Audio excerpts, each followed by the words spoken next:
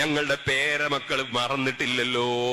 ഞങ്ങൾ താമസിച്ച വീട്ടിൽ താമസിക്കുമ്പോൾ അവരിങ്ങനെ ബിരിയാണി തിന്നുമ്പോ ഞങ്ങളെ അവര് മറന്നിട്ടില്ലല്ലോ. സന്തോഷമാകും. അതുകൊണ്ടാണ് മുൻകാല പണ്ഡിതന്മാർ അത്തരം സൽക്കർമ്മങ്ങളെ ഒന്നും ചോദ്യം ചെയ്യാതിരുന്നത്. അവിടെ ദുആ നടക്കുകയല്ലേ, ഫാത്തിഹ ഓതുകയല്ലേ, ആളുകൾ ആമീൻ പറയുകയല്ലേ, നടന്നോട്ടെ. പക്ഷേ ആ കൂട്ടിക്കൊണ്ടുപോകുന്ന സമയത്ത് അതേ സ്ത്രീകളായിരിക്കണം കൊണ്ടുപോകുന്നത്. പുരുഷന്മാര് കലരണ്ട, അന്യപുരുഷന്മാര് കലരണ്ട. ഇതുപോലെ പെണ്ണ് കാണാൻ പോകുന്ന സമയത്ത് അന്യപുരുഷന്മാരെയും കൂട്ടിപ്പോയിട്ട് ആ പെണ്ണിനെ അതാ വരനാകാൻ ഉദ്ദേശിക്കുന്നവനല്ലാതെ നോക്കണ്ട. മറ്റ് പുരുഷന്മാർക്ക് നോക്കൽ ഹറാമാണ്. നോക്കാനാണ് ആ പെണ്ണ് കാണൽ പരിപാടിക്ക് വീട്ടിൽ ഇറങ്ങുന്നതെങ്കിൽ കാലെടുത്ത് വെക്കൽ തന്നെ ഹറാമാണ്.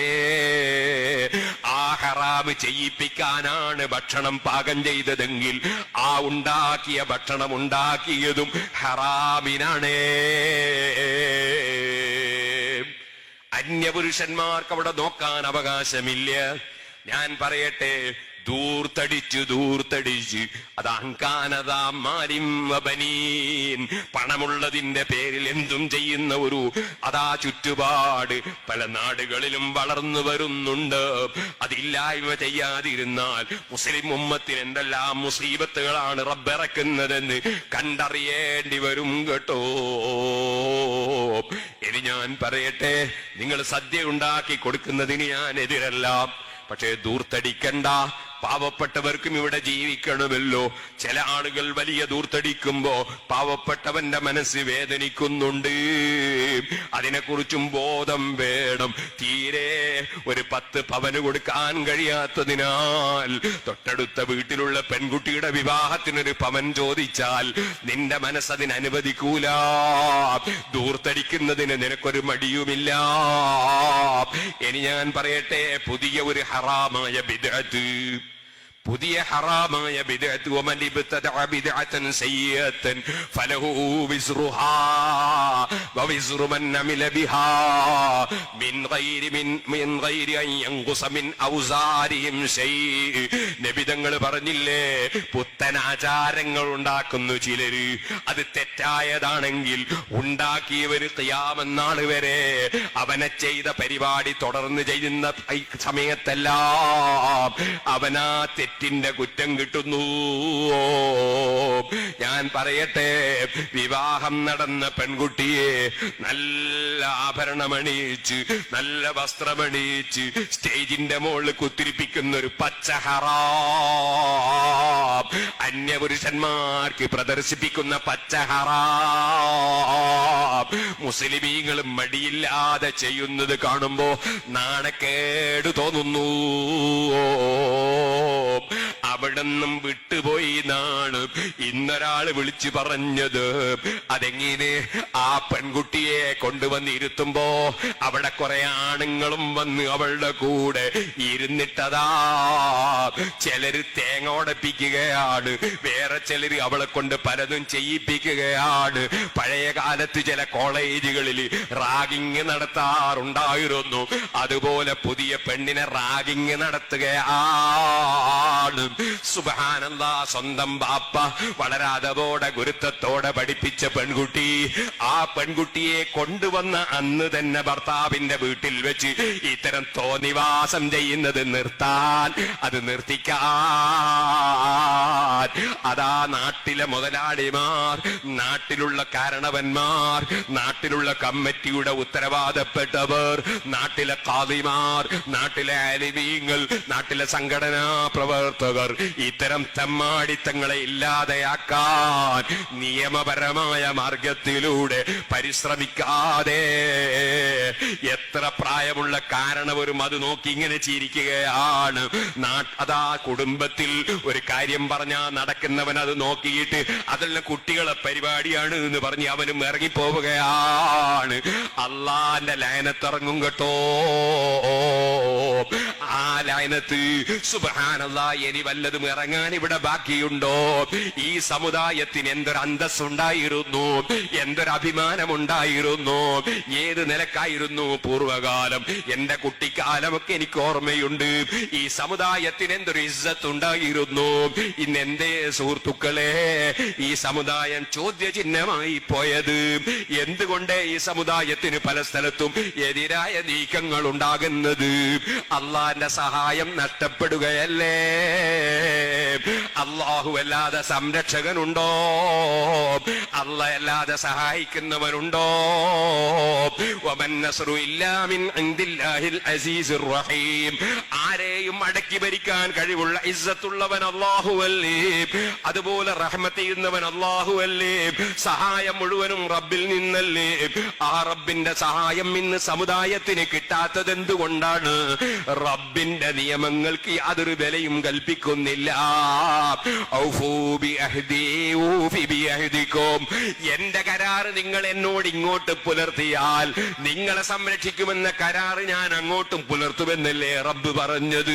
വെറും മാലിക് ഇബ്നു ദീനാർ റളിയല്ലാഹു അൻഹു, ശറഫ് ഇബ്നു മാലിക് റളിയല്ലാഹു അൻഹു, ഹബീബ് ഇബ്നു മാലിക് റളിയല്ലാഹു അൻഹു, ആകെ 12 ആളുകൾ ഇന്ത്യ രാജ്യത്ത് വന്നപ്പോ അവരെ കയ്യിൽ തോക്കില്ല, അവരെ കയ്യിൽ വാളില്ല, അവരെ കയ്യിൽ അതാ കത്തിയില്ല, അവർക്ക് സംഘടനയില്ല, സ്ഥാപനങ്ങളില്ല, അവർക്കതാ പണമില്ല, ഒന്നുമില്ല. വെറും കയ്യോടെ വന്ന് ഈ രാജ്യത്ത് ഒരൊറ്റ മുസ്ലിം ഇല്ലാത്ത സമയത്ത് 12 ആളുകൾ വന്നപ്പോ കൊടുങ്ങല്ലൂരിൽ പള്ളിയുണ്ടായില്ലേ, കൊല്ലത്ത് പള്ളിയുണ്ടായില്ലേ, ധർമ്മടത്ത് പള്ളിയുണ്ടായില്ലേ, മാടായി പള്ളിയുണ്ടായില്ലേ, അങ്ങനെ ചാലിയത്ത് പള്ളിയുണ്ടായില്ലേ. 12 ആളുകൾ വന്ന് 10 പള്ളിയുണ്ടായില്ലേ. ഇന്ന് 12 കോടിയിലധികം മുസ്ലിമീങ്ങൾ ഇല്ലേ? അല്ല, അതിന്റെ ഇരട്ടിയോളമോ അതിലപ്പുറമോ ഇല്ലേ? പക്ഷേ പള്ളി പൊളിക്കപ്പെട്ടില്ലേ? എന്തേ കാരണം? പടച്ചവന്റെ അധികാരത്തിന് വല്ല കുറവുമുണ്ടോ? അല്ലാഹുവിന്റെ കഴിവിന് വല്ല കുറവുമുണ്ടോ? അല്ലാഹുവിന് വല്ലതും നടക്കാത്തതുണ്ടോ? റബ്ബിന്റെ സഹായം കിട്ടുന്നില്ല ഈ സമുദായത്തിന്. കാരണം എന്തേ? വമൻ നസ്റു ഇല്ലാ മിൻ ഇൻദില്ലാഹിൽ അസീസിൽ ഹകീം. ഹിക്മത്തുള്ളവനും ഇസ്സത്തുള്ളവനുമായ റബ്ബിന്റെ സഹായത്തിന് നമ്മൾ പറ്റാത്തവരായി പോയി. കാരണം അല്ലാഹുവിന്റെ നിയമങ്ങൾ ഒരു സ്ഥലത്തും നമ്മൾ വില വെക്കുന്നില്ല. പടച്ചവൻ പണം തന്നപ്പോ അതല്ലേ സൂറത്ത് നൂനിൽ അല്ലാഹ് പറഞ്ഞത്, അങ്കാനദാ മാലിൻ, അവൻ ധനികനായതിനാൽ, വബനീൻ, ആൺകുട്ടികൾ കുറെ ഉണ്ടായതിനാൽ, എന്തും പറയാമെന്നായി, എന്തും ചെയ്യാമെന്നായി. എല്ലാ നാശവും പണം വർദ്ധിച്ചപ്പോഴുണ്ടായി അല്ലേ? പണം കുറഞ്ഞിരുന്ന കാലത്ത് മുസ്ലിമീങ്ങൾക്ക് വലിയ ഇസ്സത്തുണ്ടായിരുന്നു അല്ലേ? പണത്തിന്റെ ഗുങ്കില് ചെയ്യുന്ന പച്ച ഹറാമുകൾ അത് നിർത്തിവെക്കണേ മുസ്ലിമീങ്ങളെ. അതിന് കൂട്ടുനിൽക്കരുതേ ഇസ്ലാം സിരയിലൂടെ ഒഴുകുന്ന യുവാക്കളെ. ഹബീബ് നബി തങ്ങളെ പ്രിയം വെച്ച് ആ റസൂലുള്ളാഹിന്റെ ശഫാഅത്ത് കിട്ടണം. ആ ഹബീബ് നബി സല്ലല്ലാഹു അലൈഹി വസല്ലം സ്വർഗത്തിന്റെ വട്ടക്കണ്ണി പിടിച്ചു കുലുക്കി. അന അവ്വലു മൻ യുഹരികു ഹൽഖൽ ജന്ന. സ്വർഗത്തിന്റെ വട്ടക്കണ്ണി പിടിച്ചു കുലുക്കി സ്വർഗ്ഗം ഉദ്ഘാടനം ചെയ്യുമ്പോൾ അന അവ്വലു ശാഫിഇൻ വഅവ്വലു മുശഫ്ഫഅ.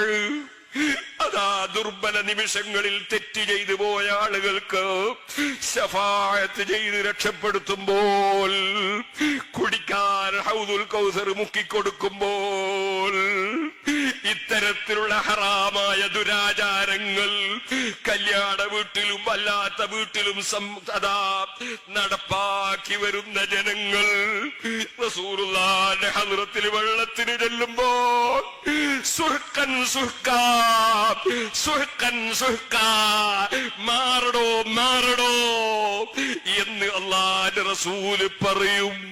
എപ്പോഴാ പറയുന്നത് എന്നറിയോ?